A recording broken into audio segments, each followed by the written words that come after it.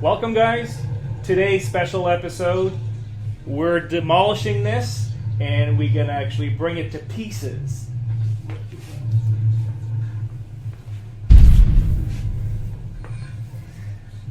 Actually, we're going to take it apart, bring it to pieces, but we're not gonna use a sledgehammer. I'm going to take apart the components and then you guys will be able to see how components are actually installed in it. And I'm going to save some of the components for later use. And once I'm done, something real neat's coming up. That's all I'm going to say for now. Let's get started and let's just dismantle this beast. Let's just kill the power on this and turn it off. Hey Google, turn off Pinball. I'm going to remove my screen carefully. This is a 4K screen. And carefully, I'm going to move that to a safe place.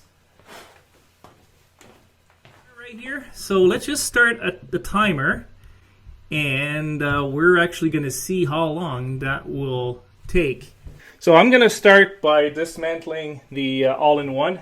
So I'm going to disconnect every terminals. Nothing wrong with the cab. I just want to build a new one.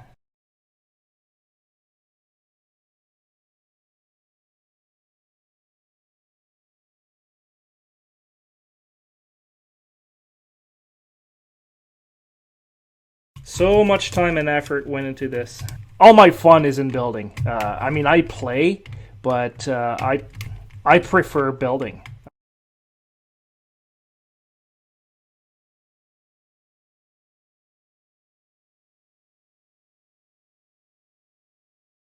So the next build that I'm gonna do, it's gonna be Arno's hardware. So it's a new, new way of doing things.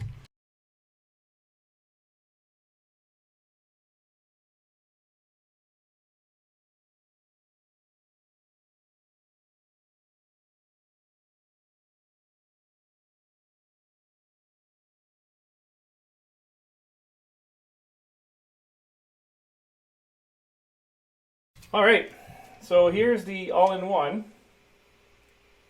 That's the KL25Z. So we'll save this for another time. Here is the fuse board, and that's something I probably will reuse in the next build. The new build is going to be a bit smaller, so the cabinet's going to be a bit smaller than this one. So I may not have room for everything. All right, here's the fuse board. I got two contactors here at the front. I was using this for my flipper. They're certainly more robust than solenoids. These are like starter solenoids. The contactors, they don't burn, really, but they're not as loud. So it's a compromise. I really like to experiment the different things. I had a video back, I was trying hitting it on different surfaces. So for example, I tried like a metal, plastic, and so on. And I even had one on glass. That was quite fun.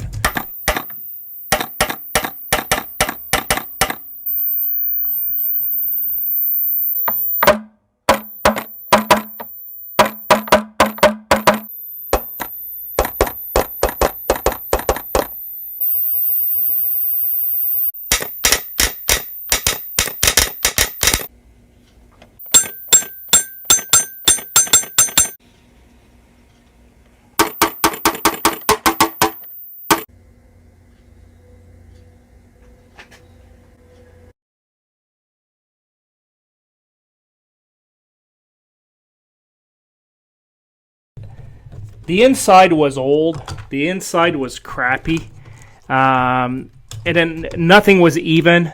It took a lot of effort to make stuff fit. It is nice to start from a new table or a pack or something you were building, but at least it's not worn out and it looked old. I'm just going to remove stuff that's in the way, like all the crossbars. I've got also the cable management system, which I actually, you know what?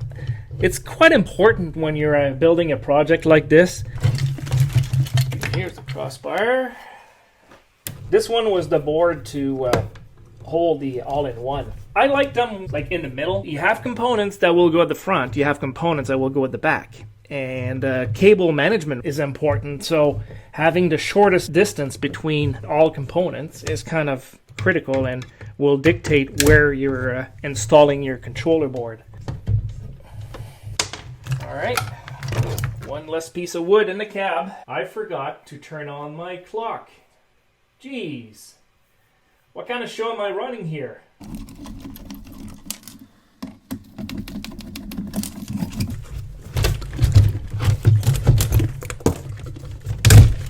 The beauty of taking a cab apart is you don't have to worry about breaking stuff. Oh, it's a lot easier to fish it out than to fish it in, let me tell you that. I did one mini, one full size. This one I redid 3 times. So that's almost like 6 builds. Every time I kind of redid it. Just because that's what I do. That's what I like. I like to, you know, take stuff apart and rebuild it, make it better. And that's kind of what I like doing. Is the building part. At the bottom here, this is the fan. So it's a blower fan. The hose, this is like a dryer hose. I don't know if I'm going to put in a new one, just because limited space. I think I might just cut the wires and just take them apart that way. When I actually install buttons, it is so important to have, number one, have the right size connector for whatever you're connecting. So buy a kit. They have all the different sizes. And you can actually, when you insert that on the button, it is really snug and it does not slip out, right? It is so important, and this is, I would say 75% of all problems on the cab. They're because of the wire are poorly connected. But give it a good pull, and if it's poorly connected, it will come out. And that way you're preventing it from being disconnected in the future. I'm going to remove the wires at the front here because they're in the way. I'm just gonna pull on stuff. I don't really care anymore. The buttons, I'm gonna actually reuse a few buttons, maybe just the start and maybe the launch. The other one, I've ordered new buttons. They're gonna be clear, backlit, addressable LED with leaf switches. I'm actually going to get some pliers, and I'm going to cut some of that off.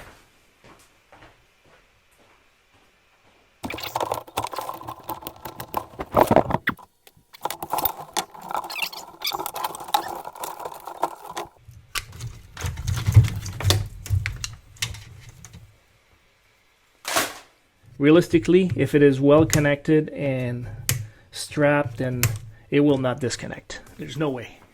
One thing that I found that was a lot easier was when you're connecting your terminal block to your power supply, it is basically an extension, a splitter, if we can call it, and that way you don't have to run the cable as long. So what it is, it's a terminal block. So you have your ground coming from the power supply, it goes to this. Then you bridge, everything you plug here is going to be your, well, in this case it's ground, but it could be 12 volts or 24 volts or whatever you want it to be. I'd be surprised to find out how much wire is used in this cab. Here's the cable management piece there, where you slide the wires, the cables in here. You slide it, and then you just insert the tip.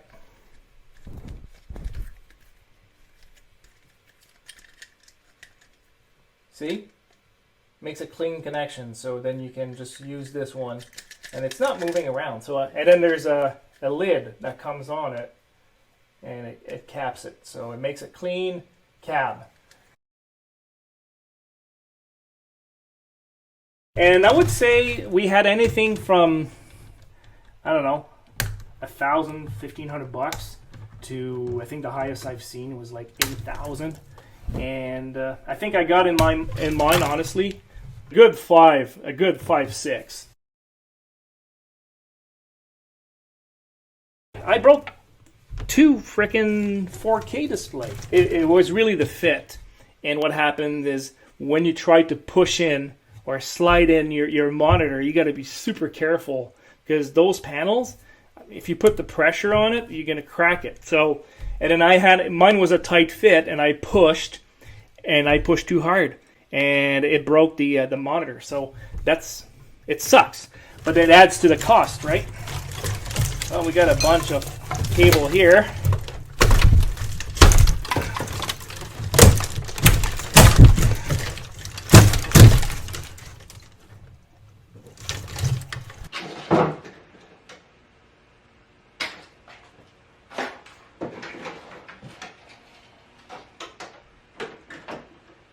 Hey, we're making some progress here.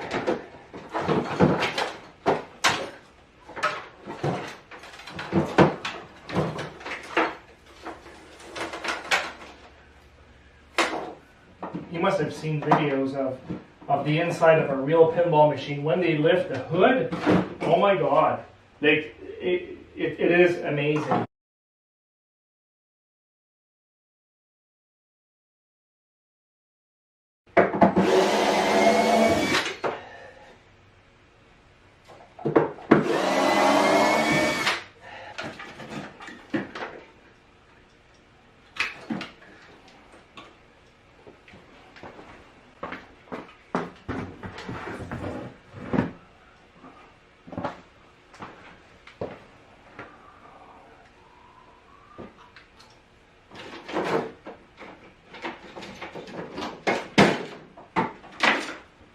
All right, so now we gave ourselves some access to the shaker motor. I'm going to take that off. All right, so in the new build, I'm not going to use this shaker. Actually, this shaker might go on the for sale pile because it's powerful. It's a Stern original. Just asking to be taken out.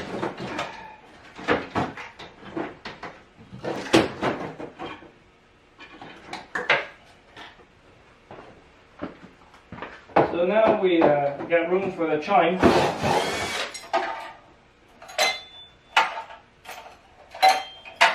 That might go in the new one. I'm not sure yet.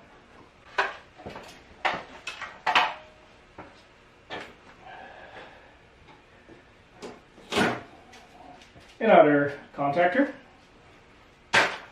So a tilt bob is a good way to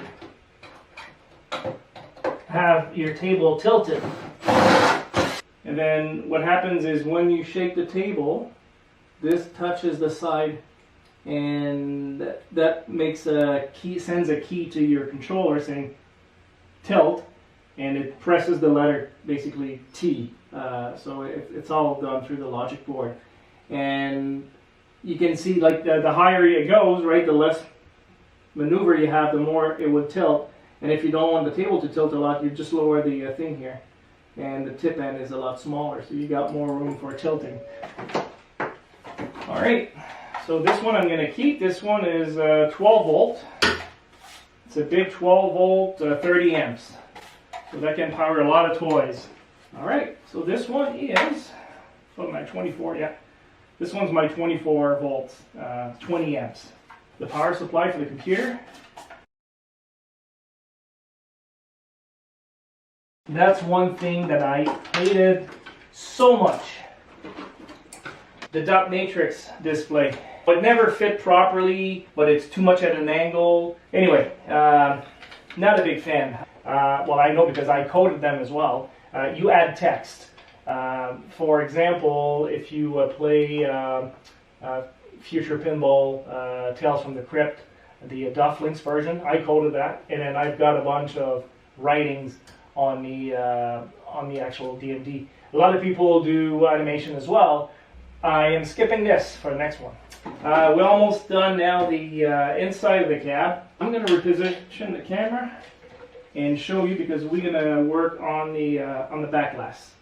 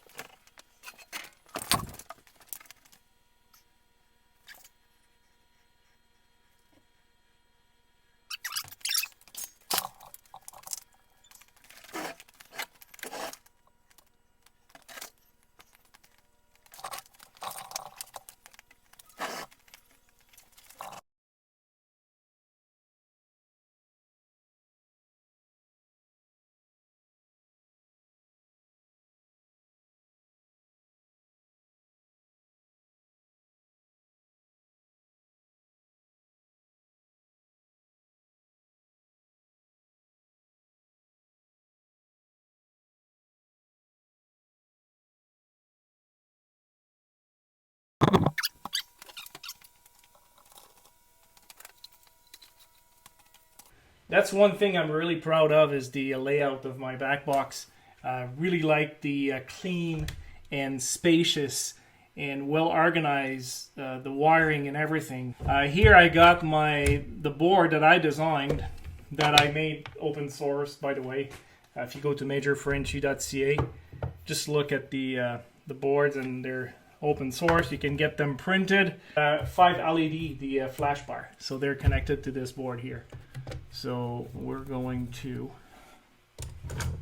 disconnect Arno's 12 volt LED, which I'm going to use in the next build.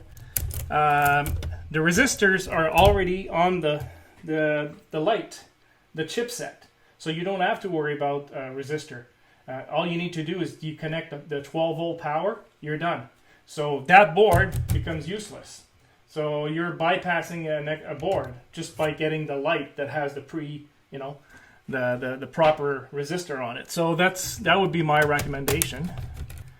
So let's just eliminate what's not needed and stick with what is needed. So I'm gonna keep that one though as a souvenir. I'm gonna mount it somewhere on a board. Maybe the date of the creation and the date it actually went out of commission.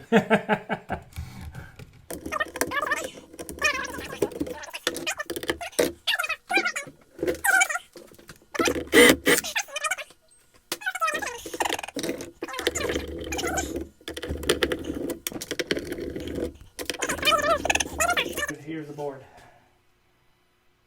It's a good looking board. It was really my second or third attempt at creating boards myself for a dedicated purpose, and it works really well, so I'm kind of proud of that. This is the Oak Micros, and I forgot the name of his board. I'm just drawing a blank here, but it's for the controlling the addressable LEDs. There's the little addressable LED board here. Yeah, so Arno's, his boards, they're modular. He's got different boards for different purposes. So where are we going to actually, I'm going to have an episode, next video is going to be Arno's kind of stuff. And I got something special for you, like a guide that goes with it, so that should be pretty good. So let's just disconnect. You see here is actually the knocker. So knocker I'm gonna keep because, well, number one, they're expensive, and number two, they're really cool in the cab, and that will go in the new build for sure. This one actually I'm gonna keep. This is my 5 volt 60 volt power supply. So why 60 volts? Why is it so powerful? Because we're actually driving all our addressable LEDs on this. There's going to be addressable LEDs on the new cab, and that I'm going to put on the pile, in the pile to reuse.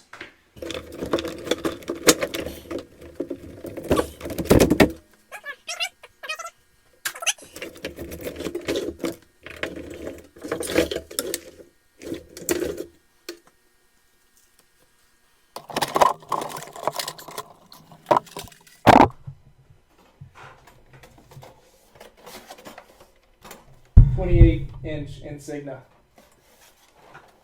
I'm going to reuse this.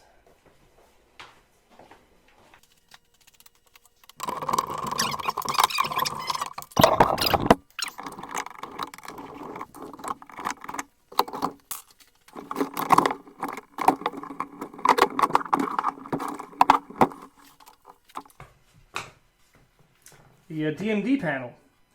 And kind of like that one. I actually made it myself. I routed the little edge so the screen would actually fit in perfectly and it would look more finished. Here is the addressable LEDs. And you see there's not only one, there's 4 of them. 1, 2, 3, 4, and then a tiny one.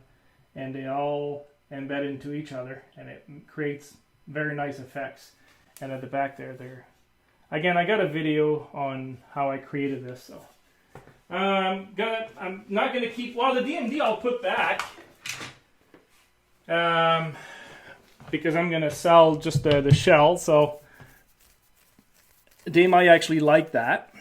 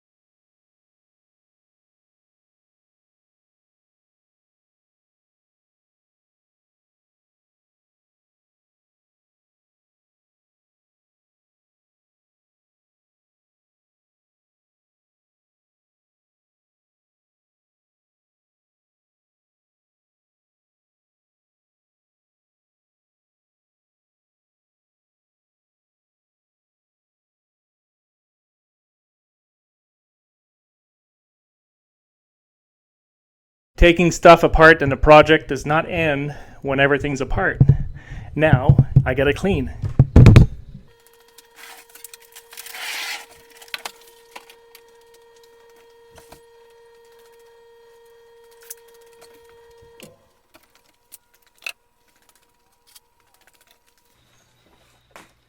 My custom 3D printed plaque that I'm keeping, and we'll use it in the new project.